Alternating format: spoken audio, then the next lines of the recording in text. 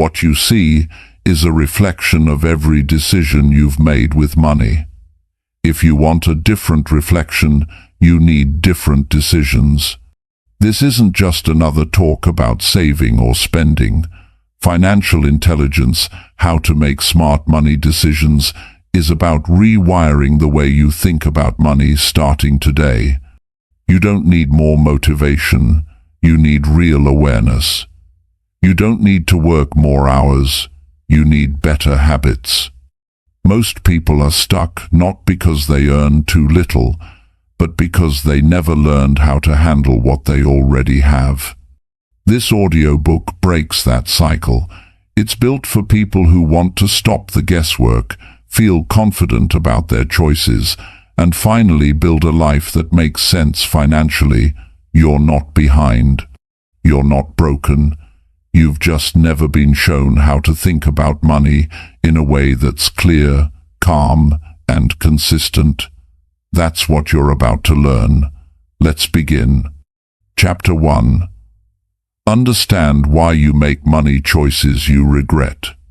You know, every day, people make money decisions that hurt them. They buy things they don't need. They spend money they don't have. And after a while they look around and feel stuck. They regret it. They feel frustrated. They wonder why they can't seem to get ahead. They think it's about not making enough. But it's not always that. It's more often about how they think about money, about how they were taught, about what they believe deep down, and about the patterns they've repeated for years without ever stopping to ask why. The truth is, if you want to get better with money, you don't start with numbers. You start with your thinking. You start by looking at why you make the money choices you make, especially the ones you regret. That regret you feel after buying something you didn't really need, that's not random. That's not a one-time mistake. That's the result of a pattern. And those patterns don't just show up in your bank account. They start inside your mind. They come from your upbringing, your environment, your fears, your self-image. So, if you want to be financially intelligent, you have to go back and take a good, honest look at what's shaping your money decisions in the first place. Most people don't do that. They live by default. They copy what they saw growing up. If their parents struggled, they carry that struggle. If their friends spend fast, they follow along. If they grew up hearing things like, money doesn't grow on trees, or rich people are greedy, or we can't afford that, those messages stay with them, even when they become adults, even when they earn more. And so they sabotage their progress, not because they're lazy, not because they're broken, but because they're still stuck in the mindset of who they used to be. Now, here's something important. Nobody teaches us how to think about money in school. We're taught how to count it, how to add and subtract, but we're not taught how to handle it emotionally. We're not taught how to delay gratification. We're not taught how to question our habits.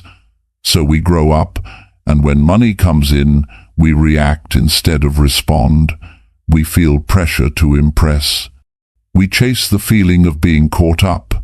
We spend to escape stress, or loneliness, or boredom. And those feelings, they don't get better when we spend.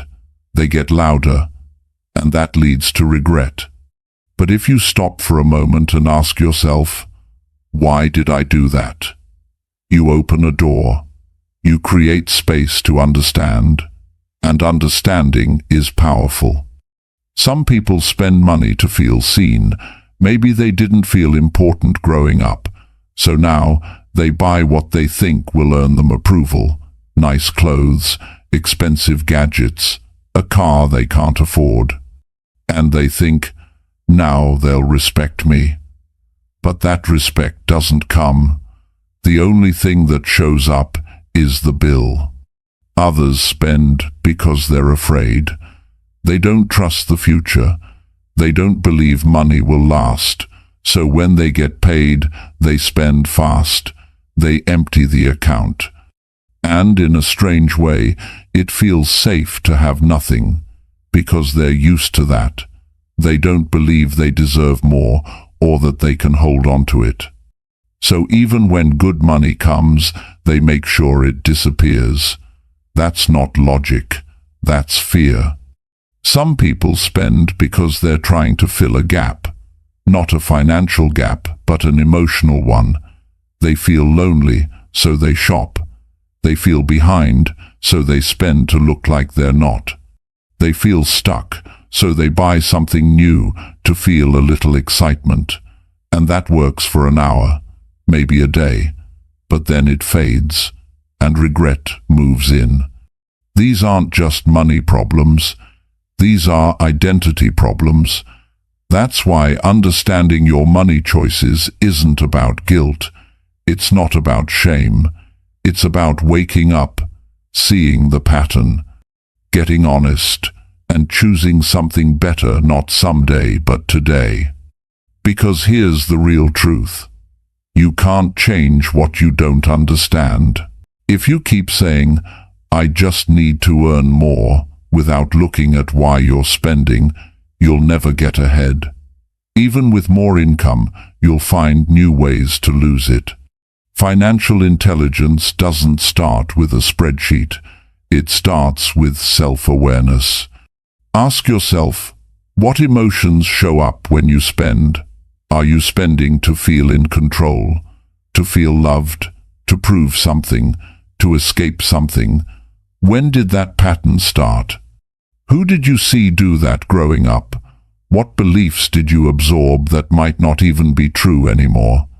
The moment you answer these questions honestly, you give yourself power, because now you're not just reacting, you're learning. And when you learn, you can grow. See, every smart money decision you'll ever make comes from one place: clarity. Clarity about what you really want. Clarity about what matters to you. Clarity about what you're no longer willing to do just to fit in or feel good for 5 minutes. Without that clarity, your money will control you, but with it, you take back control. Think about how many people feel anxious every time they check their bank account, not because they're bad people, but because they've never been taught how to handle money in a way that makes them feel proud of themselves. That can change today. Not by winning the lottery, not by doubling your salary overnight, but by getting honest about your patterns and making a new choice. You don't need more shame. You need more strategy. You need awareness. You need to become the kind of person who can say, "I used to do that, but not anymore." That is strength. So if you've made money choices you regret, don't hide from them. Learn from them. That regret is not a sign of failure. It's a signal that you're ready for better, that you're capable of change, that you are finally aware of the gap between what you did and who you want to become. That gap, that's where growth lives. One of the best things you can do right now is start tracking your emotions around money. Not just the dollars, but how you feel before and after you spend. Write it down. Notice the triggers. Is it stress? Is it pressure? Is it boredom? Once you start to notice the pattern, you'll be able to pause. And in that pause, you can choose something different. That's where your power is, not in having perfect discipline, not in cutting out everything you enjoy, but in choosing with intention. In making money decisions that match the life you actually want, not the life you think you're supposed to have. You don't have to keep repeating the same mistakes. You don't have to stay stuck in guilt or confusion. You can decide today to be more aware, more honest, more intentional, and from that place, everything can start to change. You're not behind. You're not too late.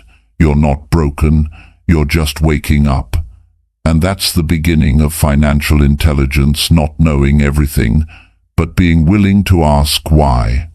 The truth is, smart money decisions don't come from luck. They come from clarity, from pattern breaking, from self-honesty, from choosing peace over pressure, from deciding that you are worth more than the pain your past patterns have brought you. Every choice is a chance. Every time you pause and ask yourself, is this helping or hurting me? You build strength. You take one step closer to freedom, one step closer to becoming the person who doesn't just make money, but knows how to handle it well. And that, right there, is what financial intelligence is all about. Not perfection, not pretending, but choosing, with full awareness, to make money decisions that you'll be proud of, not ones you'll spend years trying to undo. You can start today, right where you are, with what you have, because once you understand why you've made the choices you regret, you never have to repeat them again. That's the power of awareness. That's the beginning of freedom, and that is where the new version of your life begins. Chapter 2. Train your brain to pause before every payment decision. Most people think their money problems come from not earning enough, but that's not always true. Sometimes the problem is not about income, it's about reaction. It's about the automatic yes, the quick swipe, the checkout without thinking. It's about how fast you say yes to spending and how slow you are to ask yourself, do I even need this? The moment you pause before a payment, everything changes. That small break in the cycle is where financial strength begins. But for most people, there is no pause. There is only impulse, a habit, a feeling, a rush. That's what takes over. It's fast, emotional, and often unconscious. That's why so many smart people make decisions that don't feel smart later. They didn't plan to waste money. They just didn't stop long enough to see what was really happening. Training your brain to pause is not just a technique, it's a skill, a mental shift. And it starts by realizing this. Every time you spend, you're making a decision. Whether you realize it or not, your brain is saying yes to something, and it's your job to make sure that yes is real, not automatic. When you pause, you break the loop. You give yourself time to check in, not just with your budget, but with your values, with your current goals, with your emotions. That pause lets you ask, is this helping me or hurting me? Am I spending because it's right or because I feel pressure? Am I choosing wisely or just chasing relief? You don't need to feel bad for having those moments. You need to get strong enough to interrupt them, because most of the pain people feel around money doesn't come from one big mistake. It comes from 1,000 small yeses they didn't think through, the late-night orders, the upgrades they didn't need, the quick snacks, the unnecessary subscriptions. All of it adds up, not just in dollars, but in regret. So, how do you train your brain to pause? Start with awareness. Notice how often you're tempted to spend without thinking. You're waiting in line. You're scrolling online. You see a deal. You feel bored, or stressed, or excited. Pay attention to that moment. That's your training ground. The goal isn't to be perfect. The goal is to be aware, because the second you notice what's happening, you have power. Power to choose. Power to delay. Power to say, this doesn't align with where I'm going. And don't underestimate the power of just 10 seconds. 10 seconds of silence before a purchase can save you from hours of regret. When you pause, you calm the part of your brain that reacts, and activate the part that reflects. That's how you switch from emotional spending to intentional spending. It's not about restriction, it's about alignment. When you pause, you stop living by habit and start living by design. That's when your money starts working for you, instead of disappearing on things that don't matter later. Some people say, "But I work hard, I deserve this." Yes, you do. But the question is, do you deserve temporary comfort or long-term peace? You can have treats, you can enjoy your money, but enjoy it with clarity, not confusion, with control, not chaos. The pause helps you enjoy it fully because you're choosing, not reacting. Now here's something important. The pause doesn't always mean saying no. It means making sure your yes is a real yes, that it's aligned, that it serves your future, not just your feelings in the moment. Because every time you spend, you're shaping your future.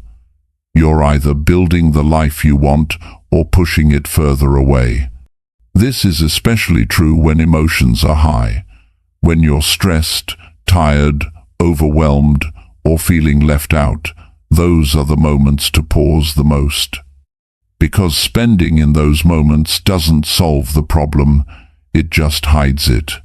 And soon, you have two problems, the one you started with and the financial pressure that followed.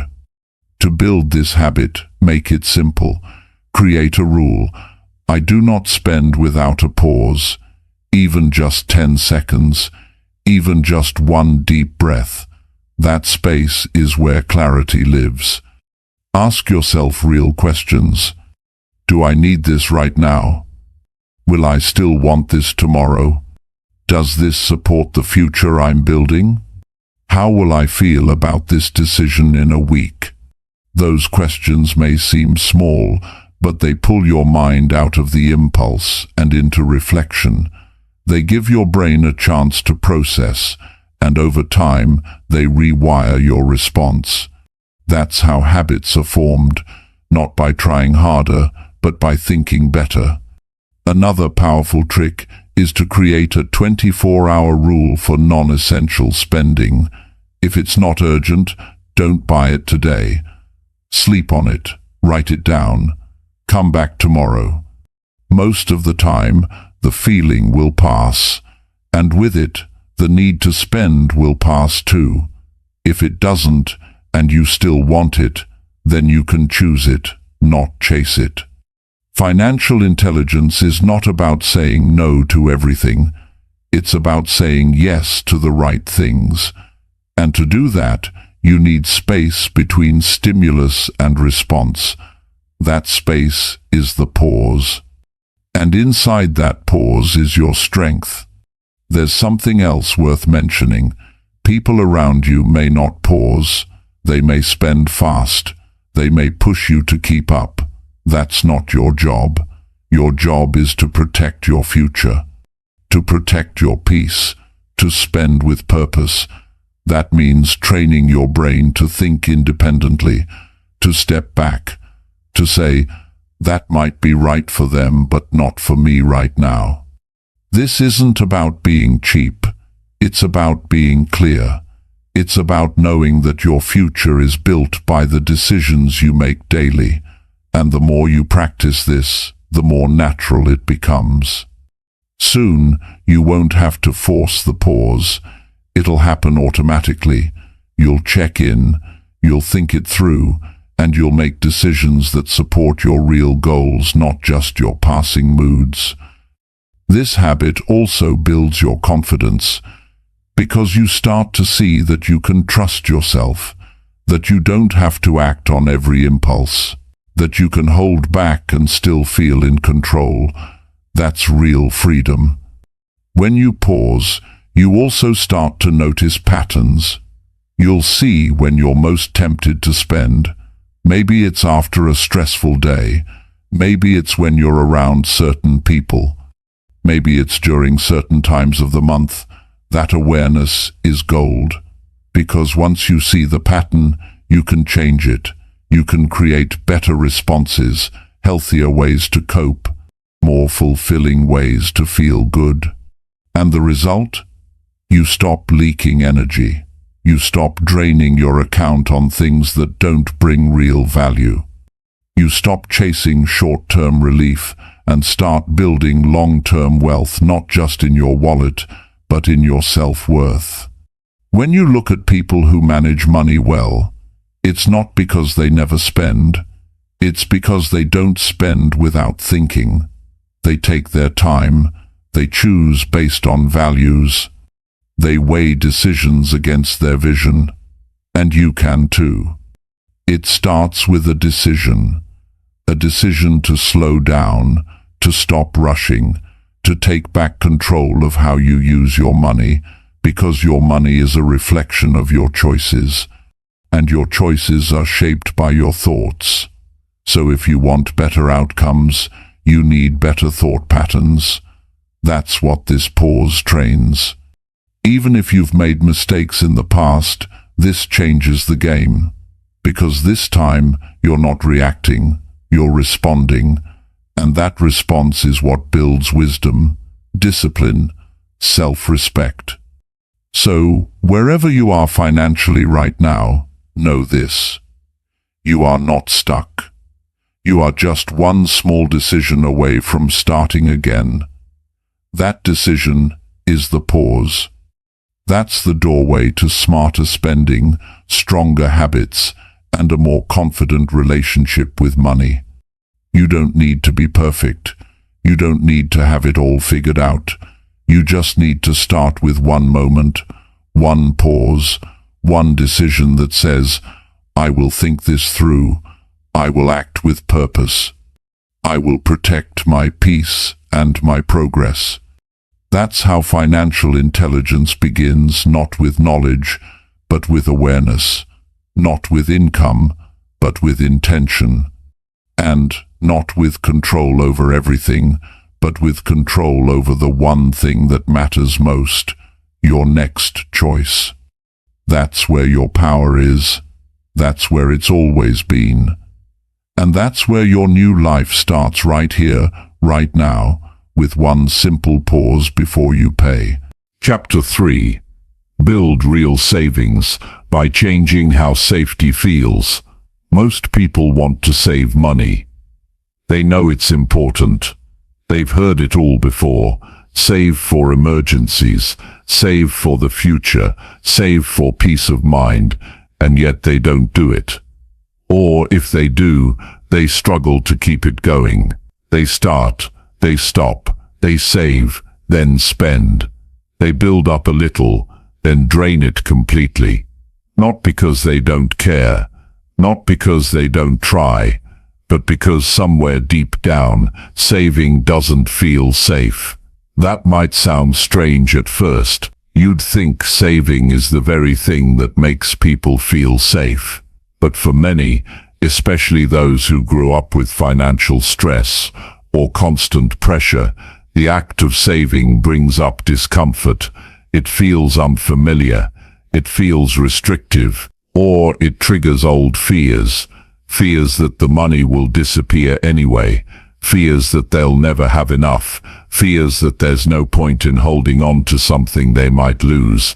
And this is why real saving, consistent, lasting saving can't just be about putting money in an account. It has to be about shifting how safety feels inside of you. If deep down you feel more familiar with spending than saving, you'll always go back to spending.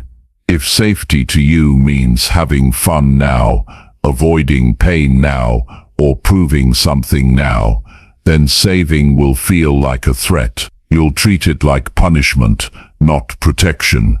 And the moment something feels wrong, you'll pull the money out just to feel okay again.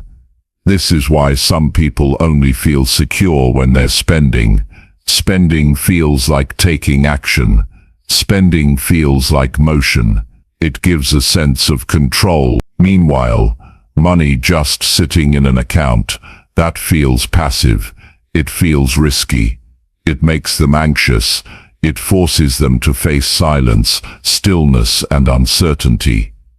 But if you want real savings that stay and grow, you have to flip that emotional experience. You have to teach your brain to feel calm, not nervous, when you see money sit untouched. You have to make peace with the quiet strength of financial stability. You have to let safety feel like saving, not just survival. So how do you change how safety feels? Start by redefining what security really is. For some, security has meant having enough to spend on what I want right now. But that's not safety. That's temporary relief. Real security is knowing you can handle what life throws at you, that you don't have to panic when something breaks, when work slows down, when a surprise bill comes in. Real security is having options. And options come from savings. When you have savings, you sleep differently. You walk differently. You don't make desperate choices. You don't say yes to things that drain you just because you're scared. You negotiate better. You set better boundaries. You stop living in survival mode. But to feel that, you have to first let yourself believe you're worthy of peace. This is where many people struggle. They've attached their identity to the hustle, to the stress, to the grind. They don't know who they are without the pressure. So when money starts building up, they get uncomfortable. They sabotage it, not because they're weak, but because they're not used to calm. It feels foreign, almost wrong. Their nervous system is trained for chaos, not consistency. That's why changing how safety feels isn't just a financial process, it's an emotional one. You have to get familiar with peace. You have to learn how to sit with stability. You have to make saving feel good, not just logical, because people don't keep doing what only makes sense. They keep doing what feels right. So the next time you put money aside, don't just think of it as a transaction. Make it a decision to take care of yourself. Make it a way to show up for your future. Make it feel like power, because it is. To support this shift, build rituals around saving. Make it a moment you're proud of, even if it's $5, even if it's spare change. Attach it to your identity. I am someone who protects my future. I am someone who creates space between me and panic. That kind of talk rewires your brain. It gives your saving habits meaning. Also, make your savings visible, not just in your bank app, but in your daily awareness. Put a note on your mirror. Track your progress on paper.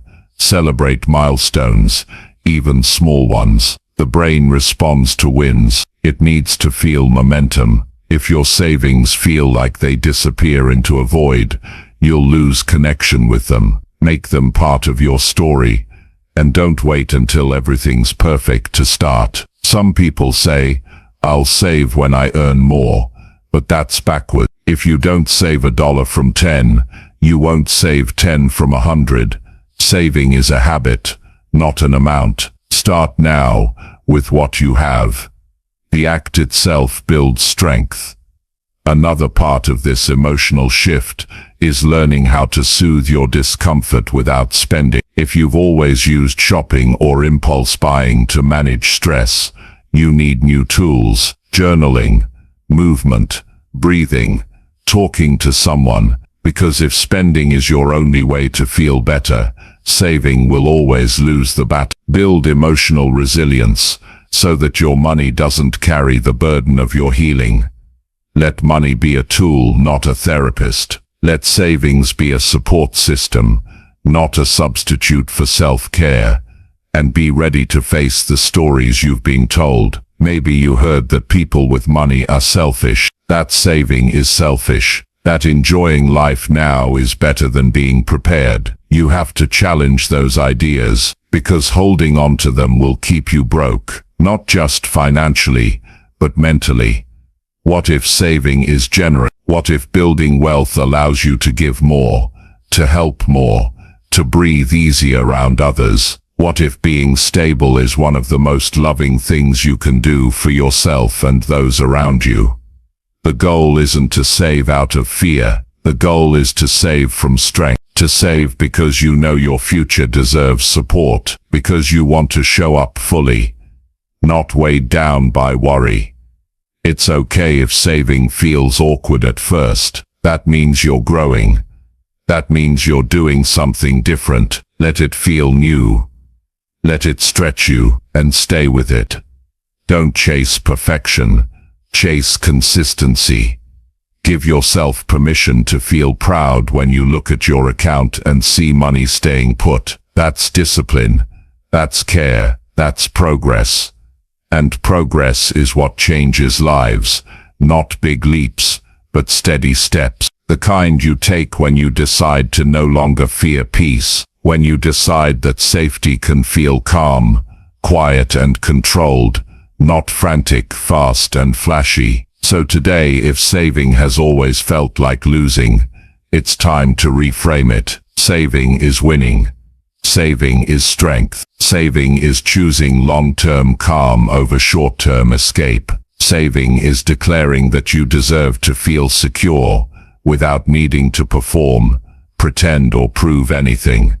Build real savings by changing the way you feel about safety. Let security be something you create, not something you wait for. Let peace be something you protect, not something you chase. Because once saving feels like home, you'll stop running from it, and you'll start building a life that feels strong, solid and steady, one deposit at a time.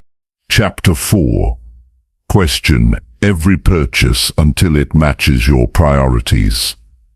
Every time you spend money, you are making a decision about what matters to you. Whether you realize it or not, your spending is a mirror of your real priorities. It reflects what you value, what you believe, and what you're willing to trade your energy for. But most people never slow down enough to ask the one question that could change everything.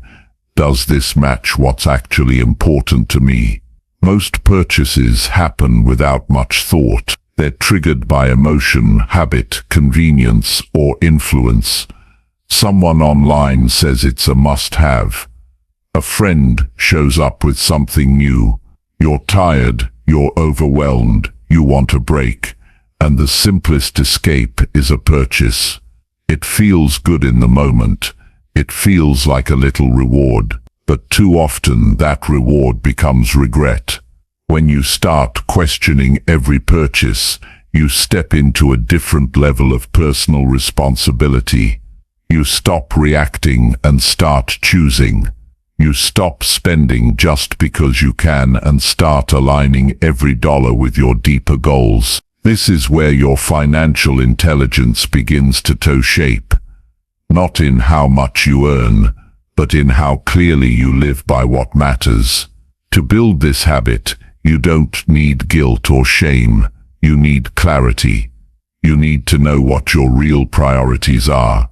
Not the ones you think you should have, not the ones other people talk about, but the ones that make you feel proud when you honor them. Maybe it's freedom, maybe it's peace, maybe it's creating space for your family to thrive. Whatever it is, your money has to serve that. Otherwise, it's being wasted. When you stop and ask yourself, does this align with my priorities? You introduce a moment of truth, and in that moment, you give yourself the chance to choose differently. That one question can prevent months of frustration. It can save you from waking up and wondering why your account is empty again. It can stop you from drowning in clutter, subscriptions, and distractions that looked like fun, but had no real value. Not every purchase is wrong. Some things you buy will add real value to your life, but the only way to know the difference is by checking in. You have to put space between impulse and action, and in that space, Ask yourself the hard questions. Why am I buying this? What am I hoping it will solve? Is this just a reaction to stress or boredom? Will this bring me closer to the life I want? Would I be okay walking away from this? Those questions don't take long to ask, but they give you the power to stop chasing things that don't actually matter. They make you slow down long enough to hear your own values instead of following noise from the outside world. Sometimes you'll find that what you were about to buy didn't matter at all. It just filled a gap. It just gave you a moment of distraction. But when you walk away from that moment, you build self-trust. You prove to yourself that you can wait, that you don't have to follow every urge, that you can think clearly even when something looks exciting. The truth is, your priorities already exist. The question is whether your spending reflects them. If you say health is important, does your spending show that? If you say you want financial peace, are you making choices that support that? If you say your family matters most, are you putting your money where your words are? It's not about being perfect, it's about being honest, because every purchase is a choice between what matters most and what matters right now, and the more often you choose what matters most, the stronger your financial foundation becomes. To make this easier, write your top 3 priorities down. Keep them where you can see them. Tape them to your wallet. Put them on your phone lock screen. Let them remind you what you're building.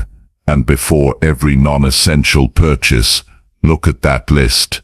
Ask yourself, does this fit? If it doesn't, walk away.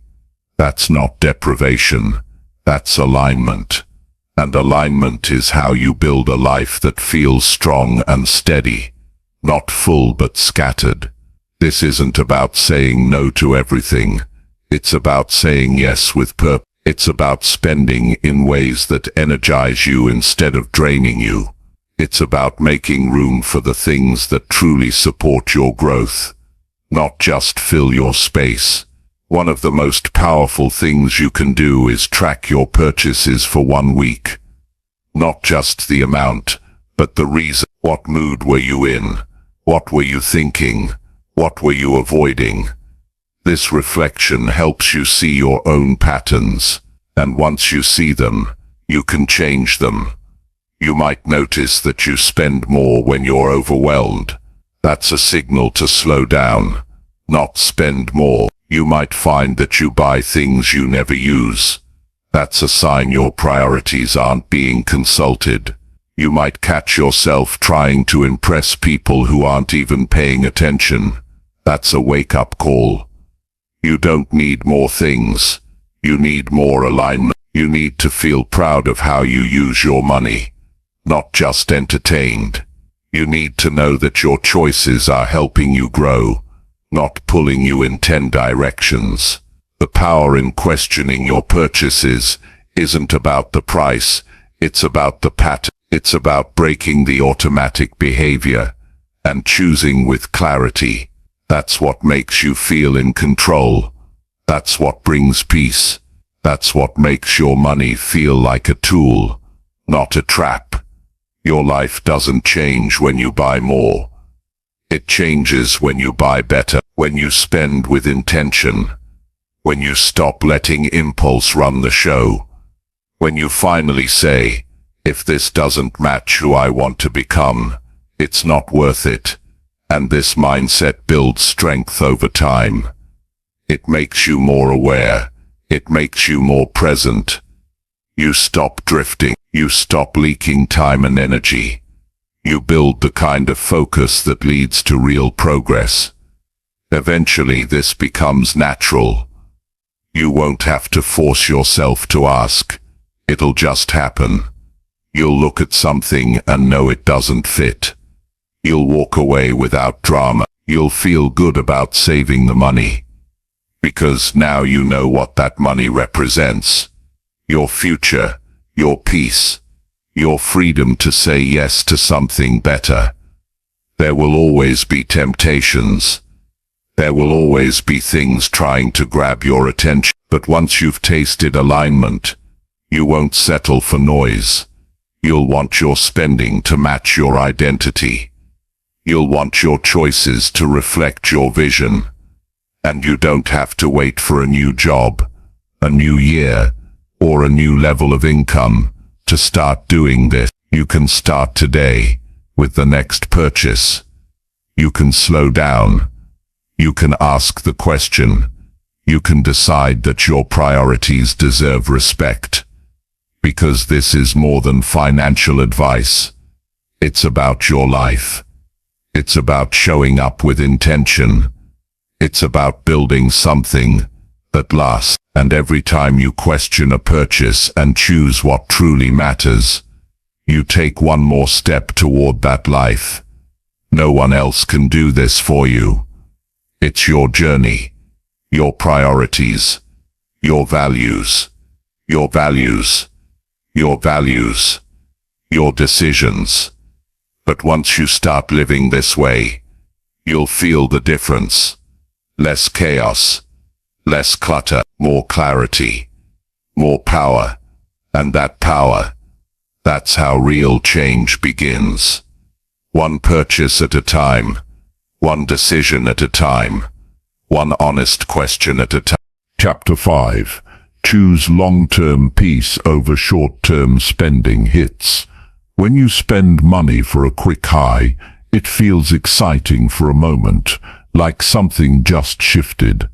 You get the product, the experience, the reward, but then it fades, and what's left is a smaller account, a little regret, and sometimes a quiet voice in the back of your mind asking why you keep repeating the same cycle.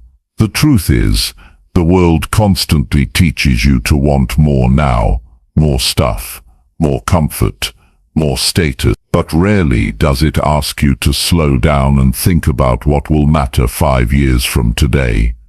Short-term spending gives you a hit of pleasure. It gives you something new to hold, to wear, to post, to feel in control. But that hit comes with a cost, and it's not just the money. It's the peace you trade for a rush. It's the stability you give up for another moment of distraction. It's the silence you avoid by buying noise. Long-term peace doesn't shout for your attention. It doesn't give you a dopamine spike. It doesn't ask for credit cards or flash sales. It shows up in a calm morning where your bills are paid. It shows up when you don't panic at the end of the month. It's there when you make a choice based on your goals, not your emotions. But you only reach that kind of peace when you stop chasing short-term comfort and start investing in clarity. Ask yourself, what do I really want? Do I want to feel good for 10 minutes, or do I want to feel safe for 10 years? Do I want to impress people for a weekend, or build a life that feels steady every day? Do I want to keep spending just to escape discomfort, or am I ready to face the real reasons I keep reaching for something new? Most people aren't stuck because they don't make enough money. They're stuck because they never learned how to wait. They never learned how to sit with discomfort. They never learned that not buying something is sometimes the most powerful decision you can make. You say no to the urge, so you can say yes to what actually matters. But this isn't about being strict or cold. It's not about saying no to fun or beauty or living. It's about choosing on purpose. It's about deciding that you will not keep giving your future away for things you won't care about in a week. It's about redefining what real wealth looks like.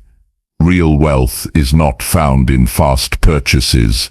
It's found in slow, thoughtful decisions that build something strong beneath the surface. It's easy to spend when you're emotional. It's easy to buy when you're bored, stressed, lonely or pressured. And that's what companies count on. They build systems that trigger your reactions. They create urgency. They use language that makes you feel like you'll miss out. But you won't miss out on your real life by not buying one more thing. You'll start to build it. There's a kind of confidence that only comes when you know you could have bought something, but you didn't, because you remembered your goals, because you respected your future, because you're not living for the rush anymore. You're living for the life you've promised yourself. When you build the habit of choosing long-term peace, you stop giving away your energy to temporary highs. You start making choices that support your mind, your health, your relationships, your purpose. You sleep better, you breathe easier, you think clearer, not because you bought something, but because you didn't.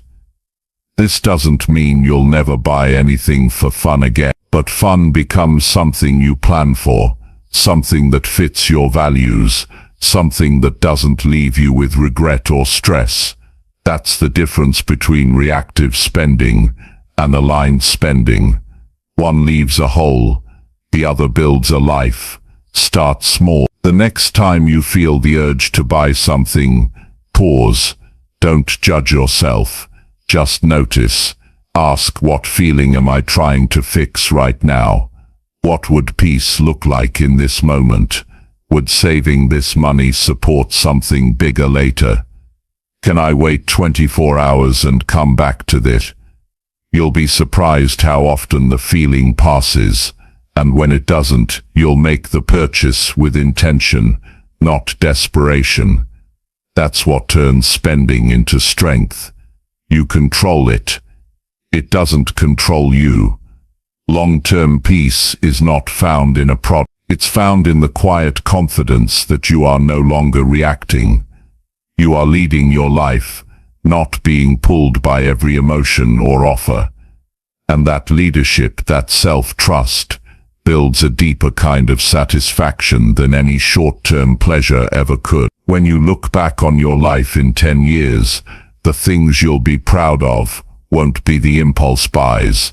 They'll be the moments you chose discipline over distraction.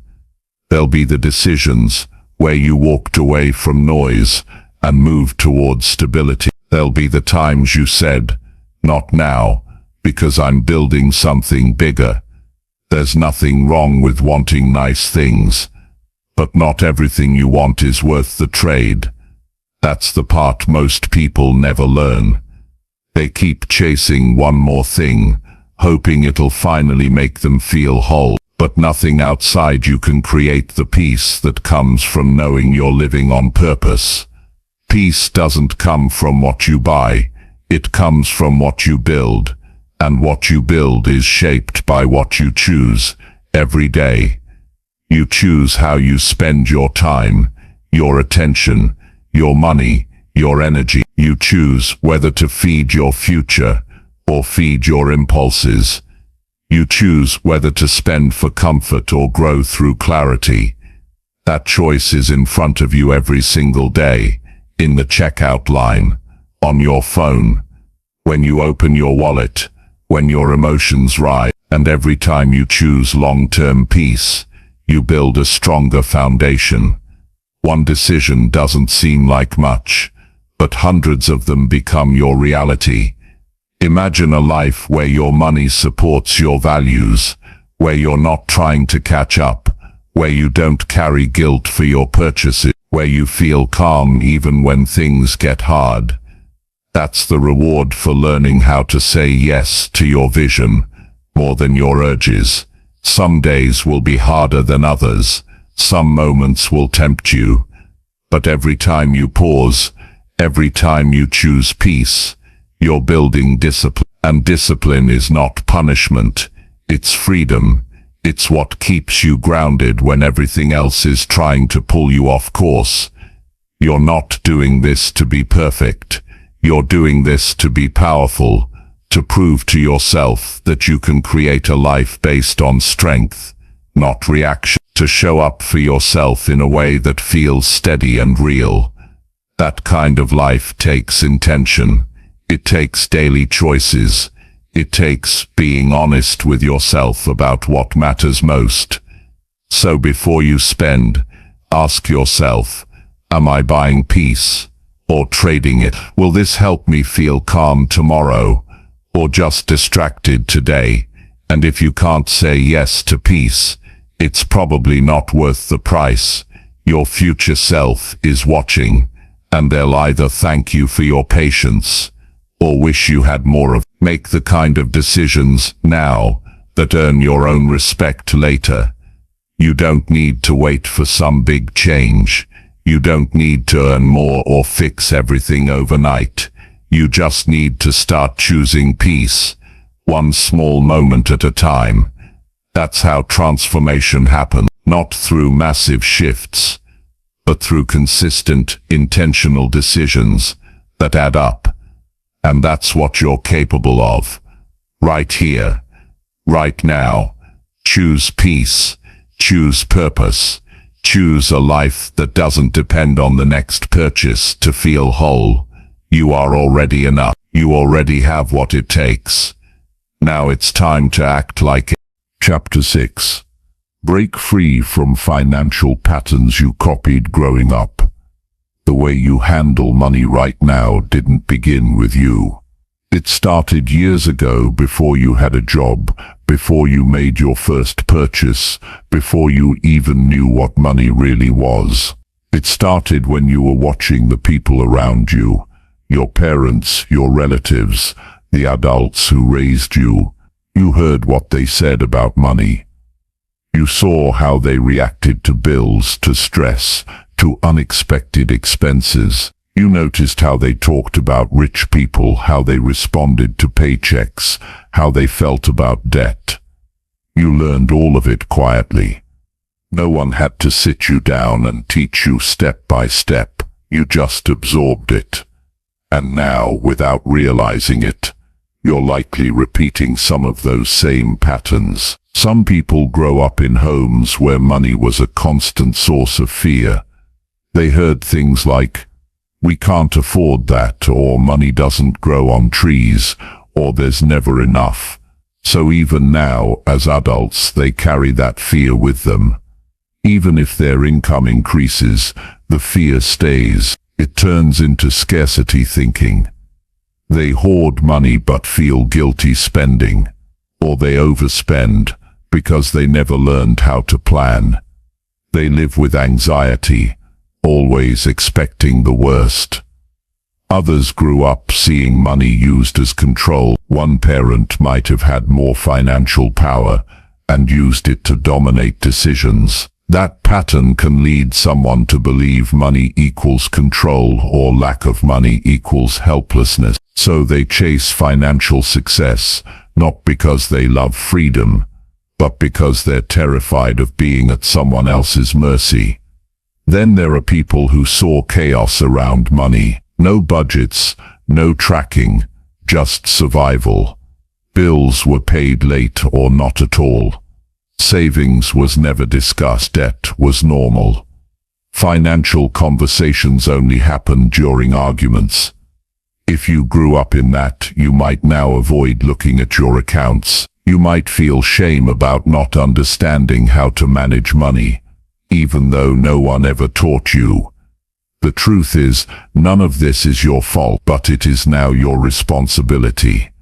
Because continuing the same pattern just because it's familiar is a choice. You didn't get to choose your financial environment growing up, but you do get to choose what you do next. It starts with awareness. You cannot change what you don't first acknowledge. Think about the messages you heard around money in your childhood. What was said directly? What was shown through behavior?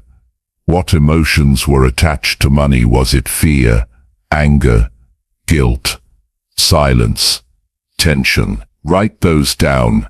Don't judge them. Just see them clearly. Then ask yourself, how are those early messages still showing up in your life today? Are you repeating behaviors that don't serve you? Are you reacting from old wounds? Are you stuck in beliefs that might have made sense then, but are limiting now? Awareness gives you the power to interrupt the cycle, and that's exactly what breaking free looks like.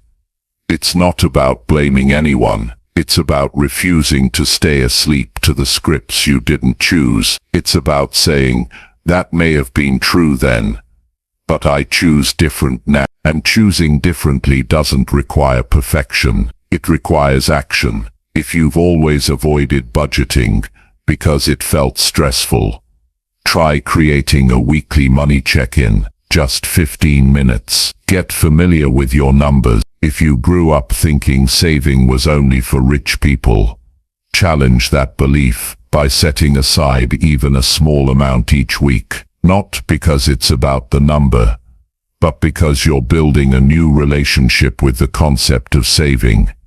Maybe your parents worked hard, but never had enough. You saw the struggle. You learned that work didn't always lead to comfort. So now you believe that no matter how much you try, it won't make a difference. That belief is heavy. It keeps you stuck, but it's not reality. It's a pattern, and patterns can be broken.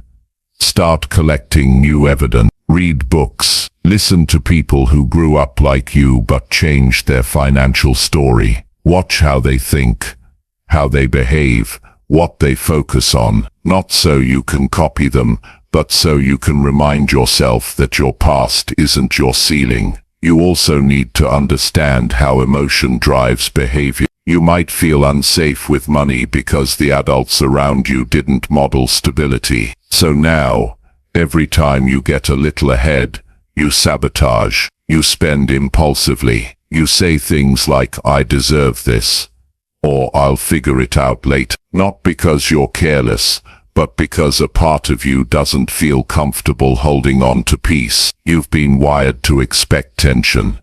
Changing this requires emotional work. When you get paid, notice your thoughts. Do you feel relief or panic? When you spend, do you feel in control or like you're trying to numb something? Pay attention. Your feelings around money tell a deeper story than your transactions. You don't have to repeat what you saw. You can create a life that looks nothing like your past. But it won't happen by accident. It happens when you consciously decide to question everything you inherited financially.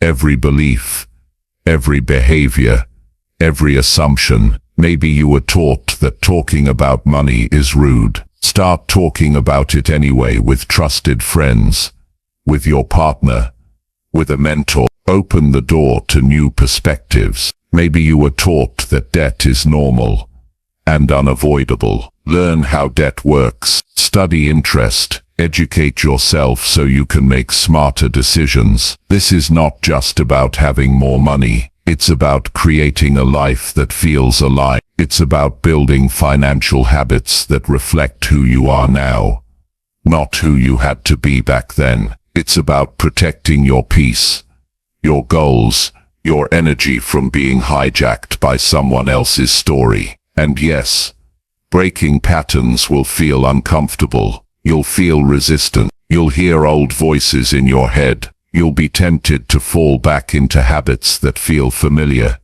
even if they hurt. That's part of the process. Don't panic. Don't give up. The discomfort is just a sign that you're doing something different, and different is what leads to change. Be patient with yourself. You're unlearning years of programming. You're healing wounds that were passed down. You're writing a new story. That takes time. But every time you make a conscious money decision, you're taking a step forward. Every time you pause and ask yourself, is this my belief or someone else's? You're growing. Every time you choose your future over your past, you're winning. It might start small, making a grocery list instead of winging it, checking your account before buying something, saying no to a purchase that doesn't match your goals, setting a savings target, no matter how modest. These are not just tasks, they are acts of self-respect, and self-respect builds momentum. The more you see yourself making different choices, the more you trust your ability to change. You stop defining yourself by what you didn't learn, and start taking pride in what you're learning now. You are not your parents' mistakes. You are not your family's fear. You are not the stress that filled the room when the bills were due. You are not the silence that surrounded every financial decision. You are your own person. You get to decide what wealth means to you. You get to define what stability looks like. You get to build systems that work for your personality, your dreams, your boundary. You're not broken if you weren't taught about money. You're not behind. You're not hopeless. You're just waking up. And the more awake you become, the less control those old patterns have over you. This is the work that changes generations. It's not flashy. It's not instant, but it's real. It's the kind of change that lasts. And you have everything inside you right now to begin. So take a deep breath. Look at where you came from. And then look forward. See the gap between the two. That gap is your power. That gap is where you rise. That gap is the space where you stop repeating and start rewriting. And that, more than anything, is what financial intelligence really looks like. Not numbers on a page, but a life you've designed with intention, truth and freedom. Chapter 7. Set simple money rules and actually follow them daily. Most people think money management is about big, complicated plans. They believe it takes fancy tools, detailed spreadsheets, and a perfect income to stay on track. So they avoid it.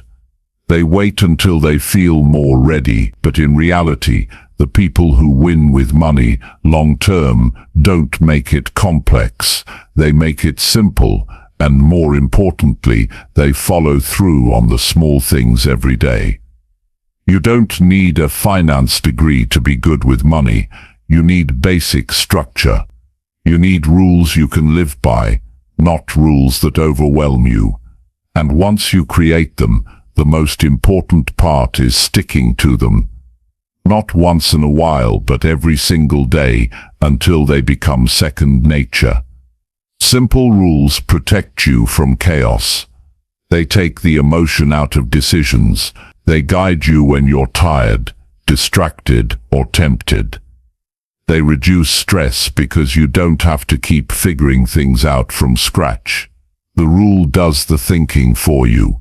It becomes your system, and systems are stronger than mood. One reason people get stuck financially is because they make decisions based on how they feel in the moment.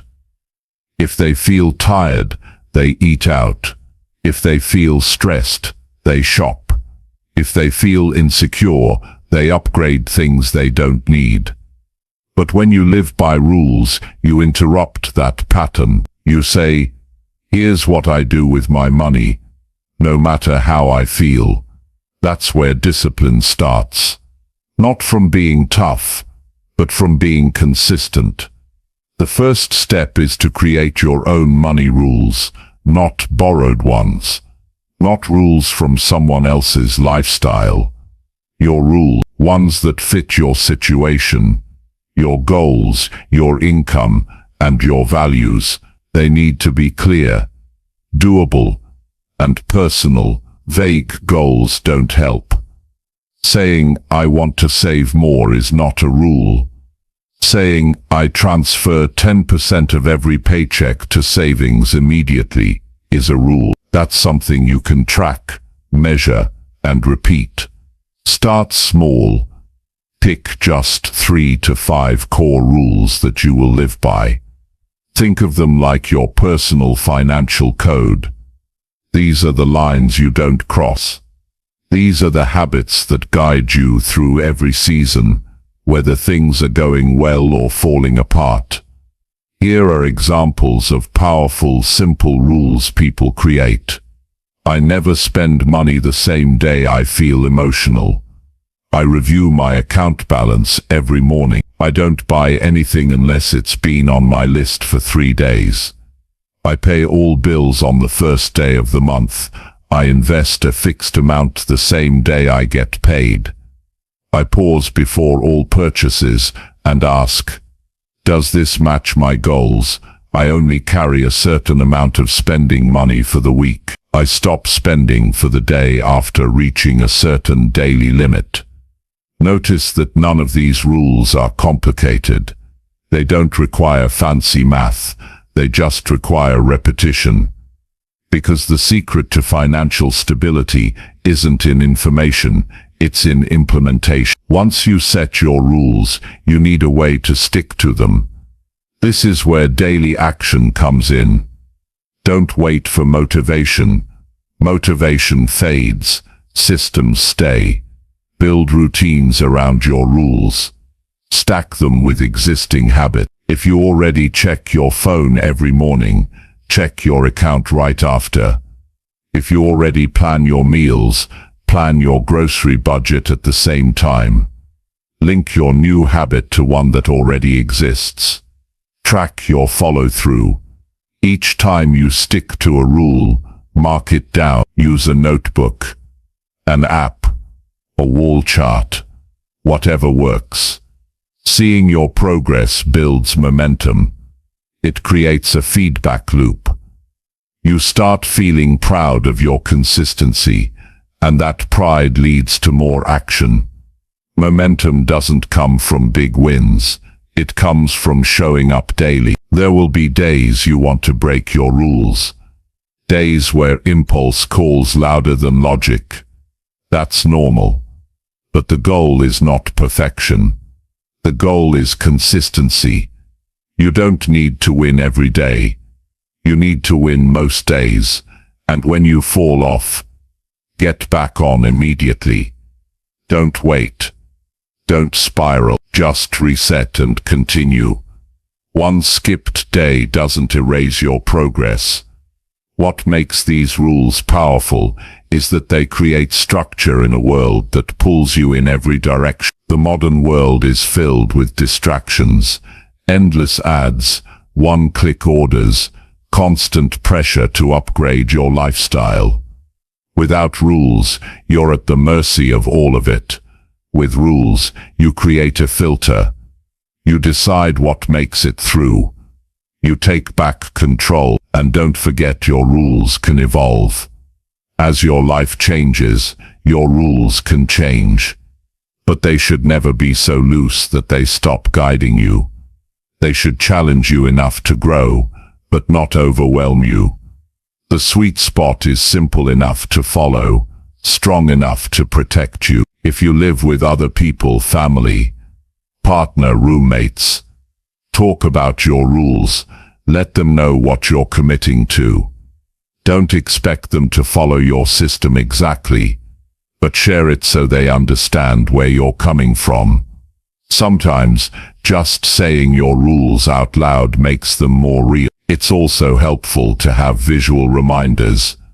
Post your rules somewhere you'll see them.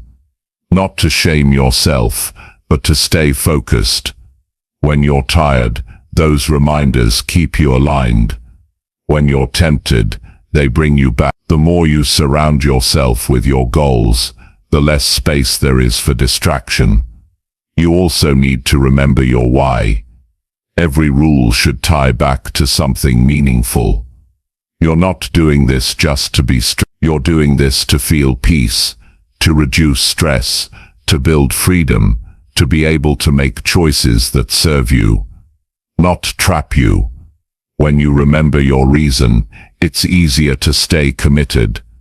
Let's say one of your rules is to save $20 every time you get paid. If you forget the reason behind that rule, it might feel boring. But if you attach that rule to a bigger goal like building a fund so you can leave a job you hate, or take your family on a real vacation for the first time, it becomes powerful. The rule becomes a tool. It stops being about the $20 and starts being about your future. That kind of clarity is priceless. Because once you see that your small daily choices are shaping something bigger, it's easier to say no to distractions. It's easier to hold your ground. It's easier to wake up and follow through, because you know what's on the line. And here's the real beauty of setting money rules. They don't just change your finances, they change how you see yourself. They prove that you're capable of commitment. They show you that you can create structure, that you can lead your life, that you don't have to live in reaction mode anymore. You start to trust yourself more. You start to feel steady. And when unexpected things happen, and they will, you're not starting from zero. You have a system to fall back on. You have habits that support you. You have rules that give you a foundation. That's what financial intelligence looks like. Not just knowing what to do, but having the courage and discipline to do it, over and over, when no one's watching. That's how you grow. That's how you win. That's how you stop surviving and start building.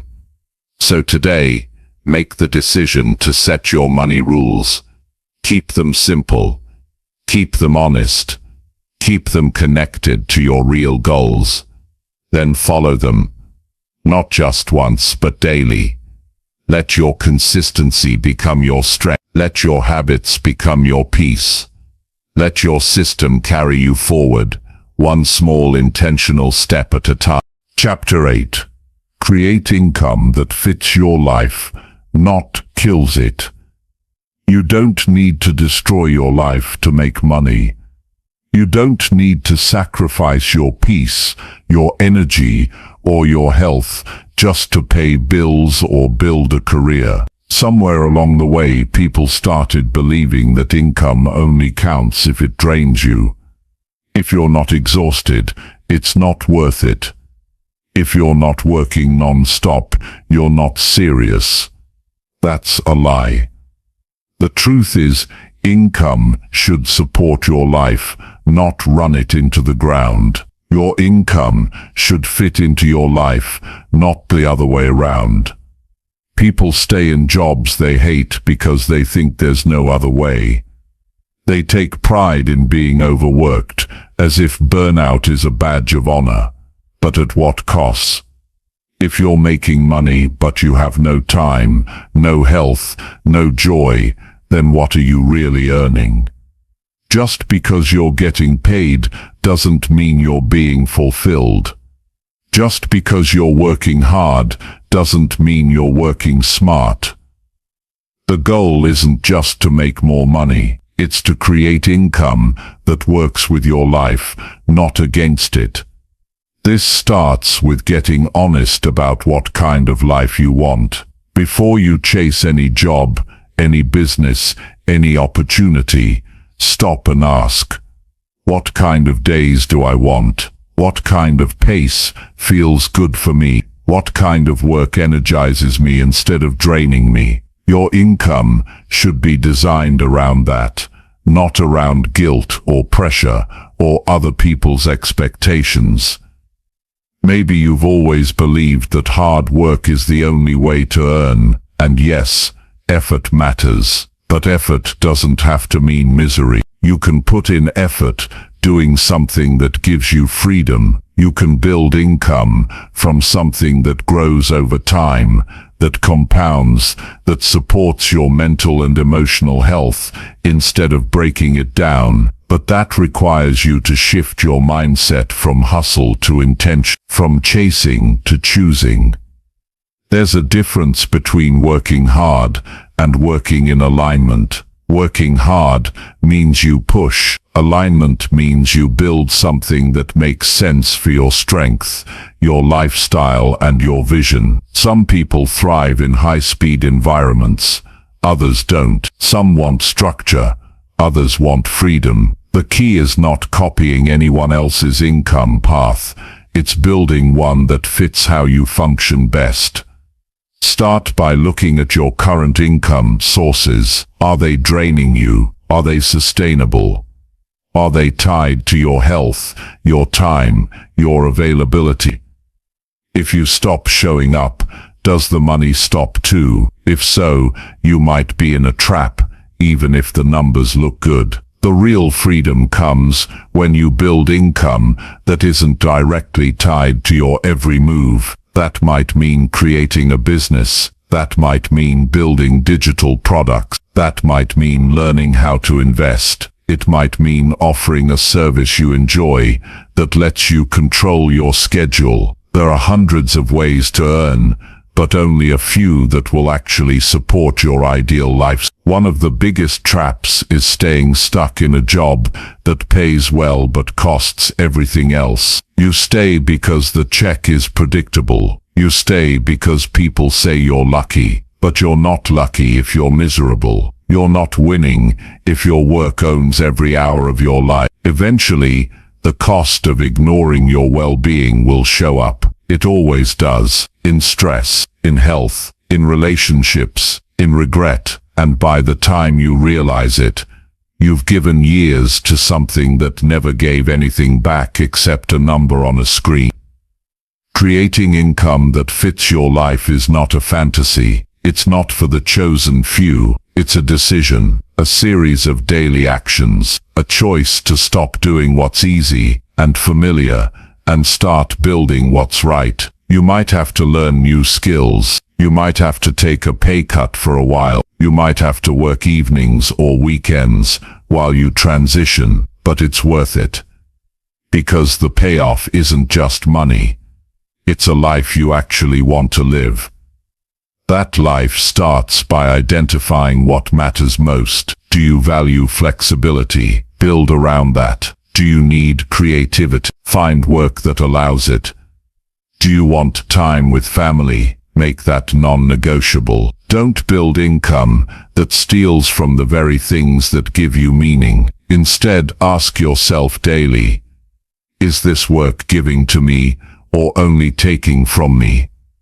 And remember, success doesn't have to look big to be real. You don't need a giant salary to be proud of your income. You don't need a big title to know you're doing work that matters. You just need to feel aligned. You need to know that your income lets you breathe, live, rest, and grow. Not just survive. You need to feel like you're moving forward without breaking yourself in the process. Income should be a tool. It should give you options. It should create space for you to show up as your best self. But that only happens when you design it with intention. If your income requires you to constantly prove your worth, burn yourself out or shrink your joy, it's time to rethink the model. It's time to step back and build something better. You don't have to quit your job tomorrow. You don't have to burn bridges, but you do need to make a plan. Start small. Explore side income that aligns with your skills and interests. Use evenings to learn something new. Use weekends to experiment with ideas. Every hour you put toward building income that fits your life is a step away from the version that's been draining you. Talk to people who have done what you want to do. Study how they started. Learn from their mistakes. You don't have to reinvent everything, but you do have to act. The longer you wait, the harder it becomes to shift. The longer you stay stuck, the more normal it starts to feel. That's dangerous. Because when stress feels normal, you stop reaching for better. Don't let that happen. Your life is not meant to be one long work session. You are not a machine. You're a human being who deserves time, space, and joy. And money should support that, not control it. So when you think about income, think bigger than paychecks. Think about your time. Think about your health. Think about your family. Think about the impact you want to make. Let all of that shape how you earn. Your income should reflect who you are, not just what you can tolerate. It should evolve as you grow. It should adapt to the seasons of your life. What worked at 20 might not work at 30 or 40. Be willing to adjust. Be willing to upgrade your mindset. Be willing to say, this no longer serves me, and do something about it. The sooner you take responsibility for designing income that fits your life, the sooner you'll feel the freedom you've been craving. You'll stop living for weekends. You'll stop dreading mornings. You'll stop using money as the only measure of success, because you'll know that you're building something solid, something real, something that gives more than it takes. So ask yourself today, what kind of income do I want to create? How do I want my days to feel? What skills do I have that could support that? What do I need to learn? Who can I talk to? What's one step I can take this week to move in that direction? You don't have to figure it all out at once. You just have to begin. Start with one change, one decision, one commitment to yourself. Over time, those choices will build a new reality, a life where your income supports your peace, not your pressure. A life where money is a servant, not a master. A life where you finally feel like you're living, not just working to survive. And that life is possible. It's not out of reach. It's waiting for you to step into it. You just have to stop building around what drains you and start building around what lifts you. Your income should fit your life, not take it from you. Start creating that version now, one smart move at a time, one strong decision at a time, one fully aligned step at a time. Chapter 9. Review your money actions without guilt or excuses. Most people avoid looking at their money because they're afraid of what they'll see. They think checking their spending will only remind them of their mistakes. They fear the numbers will bring shame, regret, or disappointment. So they avoid it altogether. They keep swiping, guessing, and hoping it all works out somehow. But ignoring your financial reality doesn't protect you. It traps you. It locks you in the same patterns that keep you stuck, stressed, and unsure. The way out starts with a simple but powerful habit: reviewing your money actions consistently, without guilt and without excuses. It's not just about tracking numbers. It's about taking responsibility for your choices without turning them into a punishment. You don't grow by beating yourself up. You grow by facing the truth and learning from it. The money you've spent, the debt you've built, the savings you didn't grow, none of that defines your worth. Those are outcomes. They can be changed. But you can't change what you won't look at. When you review your money actions, you take control back. You stop drifting. You become intentional. And that shift from avoidance to awareness is where progress begins. Most people don't even realize how much of their stress is caused by financial uncertainty. It sits in the background of their lives, making everything feel heavier. But clarity lifts the weight. When you know what's happening with your money, you stop feeling helpless. You can breathe. You can think clearly. You can plan. Start by setting aside just 10 minutes a week. Sit down with your account statements. Look at your spending from the past few days. Don't rush. Don't scroll mindlessly. Look at every transaction. Ask yourself, was this aligned with my goals? Did this help me or hurt me? Was this intentional or emotional? Not to judge yourself, but to understand yourself. The point is not to find every mistake. The point is to connect the dots between your decisions and your results. If your money is disappearing faster than you want, you need to know where it's going. If your savings aren't growing, you need to see why. If debt keeps increasing, you need to figure out what's fueling that cycle. But you can't fix what you pretend isn't broken. When you start doing this regularly, you begin to notice patterns. You see the small purchases that add up. You catch the habits that drain your account. You realize where you're spending just to feel better temporarily. And once you see those patterns, you can change them, not by being perfect, but by being honest. This is where guilt gets in the way for so many people. They think that seeing the truth means they have to feel bad. They turn every mistake into a character flaw. But you're not your past behavior. You're not your worst financial month. You're not the receipts from one bad decision. You're a person in progress. And guilt doesn't move you forward. Clarity does. Ownership does. The willingness to say, I did that, now I'm doing better, is far more powerful than shame ever will be. Excuses are another trap. When you look at your money and immediately blame the economy, your job, or someone else's choices, you lose your power. Maybe those things played a part. Maybe life hit you hard. But blaming won't fix it. Taking control will. You don't need to blame yourself or anyone else. You just need to ask, what can I do differently next time? That question opens the door to real growth. Make this review process part of your weekly rhythm. Just like people meal prep, go to the gym, or clean their homes, you need time set aside to review your financial behavior.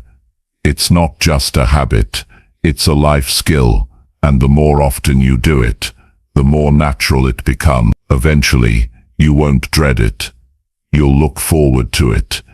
You'll start to feel proud that you're staying aware, proud that you're keeping promises to yourself, proud that you're acting like someone who takes ownership of their future. During these reviews, celebrate the wins too, not just the problems.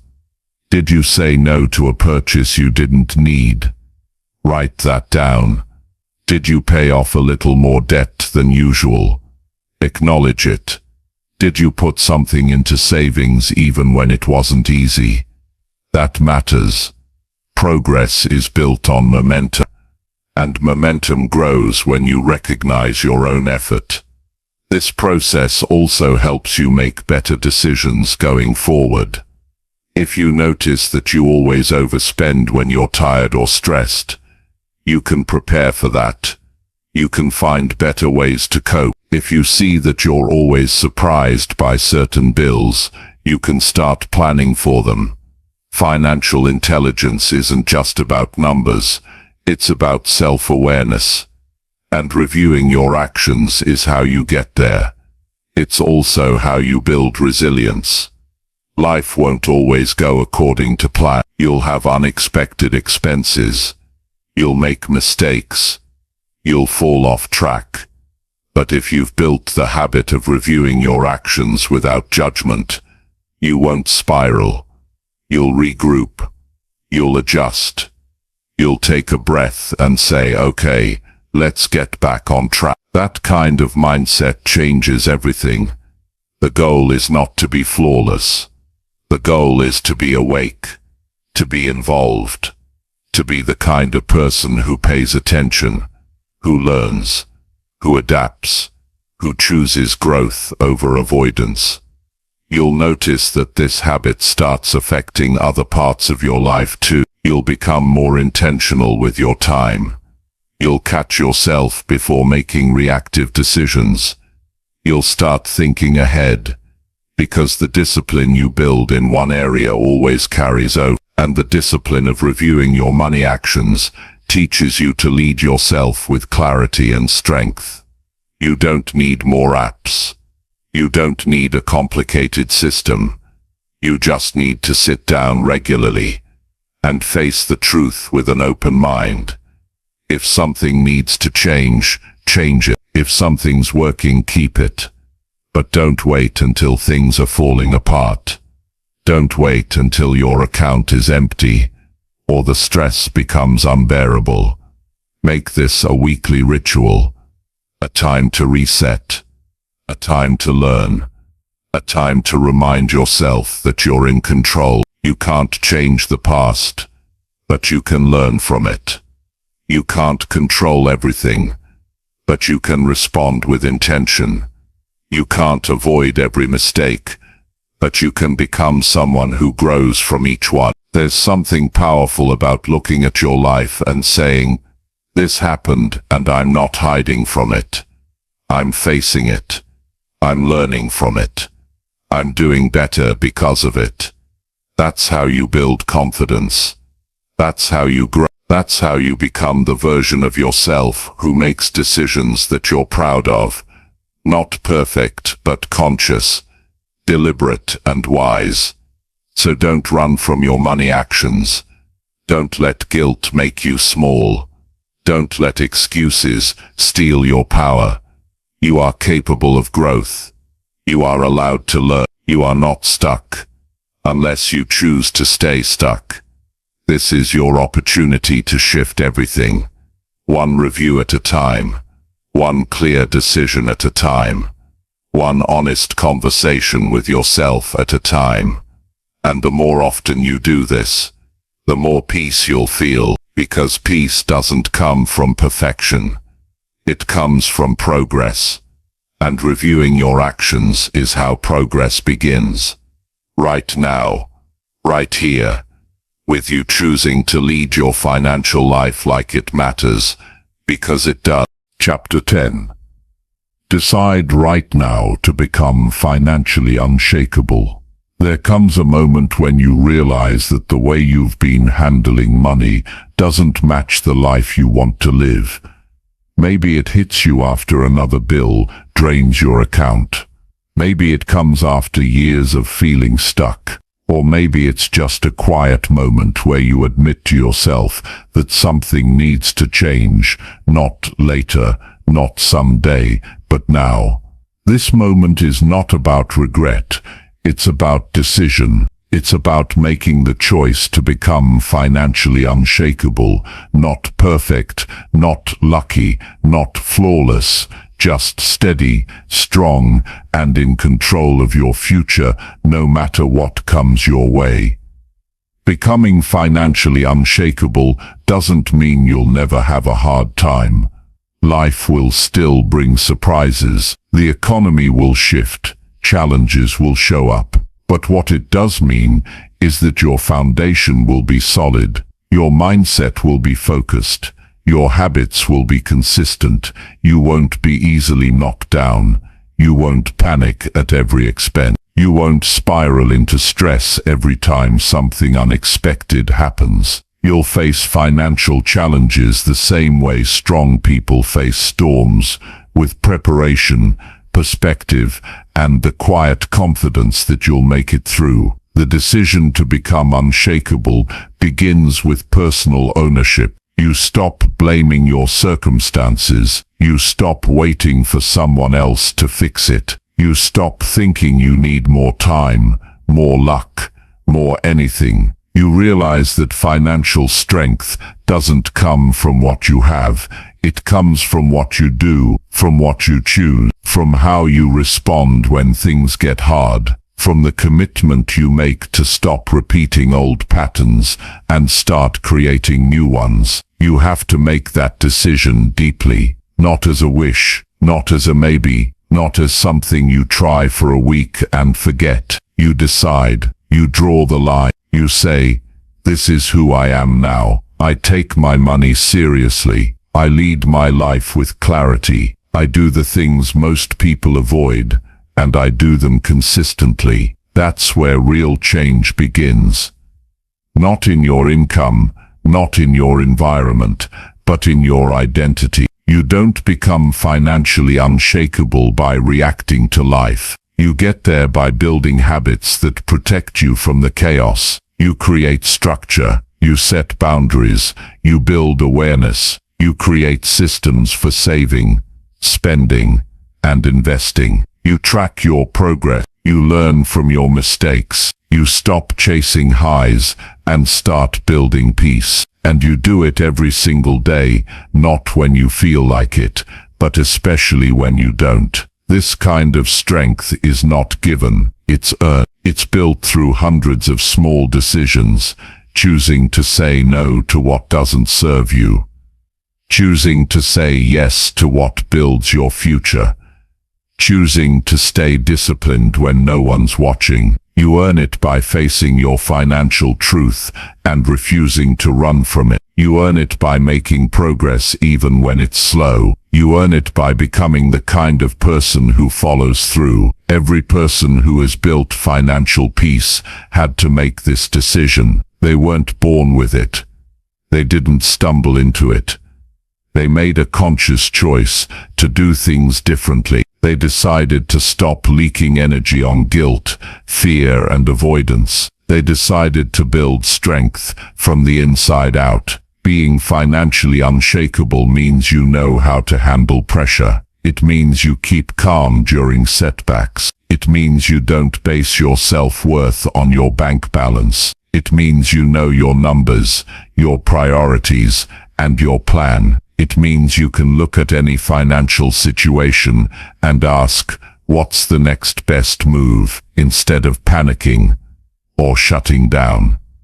To get there, you must be honest with yourself. Where are you still hoping things will magically improve? Where are you avoiding responsibility? Where are you still relying on emotional spending to escape your stress? These are the places to begin, because strength comes from honesty, from truth, from facing the parts of yourself you used to ignore and deciding they don't control you anymore. You also have to believe that financial strength is for you, not just for rich people, not just for people who had the perfect upbringing, not just for those who got lucky. It's for anyone who decides they've had enough of being unsure, unprepared, or overwhelmed. It's for anyone who's tired of watching their money come and go without purpose. It's for anyone who's ready to take control not someday, but now. That belief becomes the fuel. You don't need all the answers today. You don't need to fix everything overnight. You just need to believe that it's possible, that every small move matters, that you're worth the effort it takes to get there, because you are. Your peace matters, your future matters, and no one else is going to fight for it the way you can. Start small. Start with one commitment. Maybe you check your account every morning. Maybe you review your spending every Friday. Maybe you save a fixed amount before you spend anything. Maybe you stop ignoring your debt and start making a plan. It doesn't have to be dramatic. It just has to be consistent. The more you act like someone who's financially unshakable, the more you become that person. You'll build habits that feel natural. You'll start making decisions based on logic, not emotion. You'll be able to say no without guilt. You'll stop comparing yourself to others. You'll stop needing to prove anything with your spending. And that kind of calm, that's priceless. You'll notice that your confidence grows, not because you've reached some perfect financial destination, but because you trust yourself more. You trust that you'll handle whatever comes. You trust that you'll adjust when needed.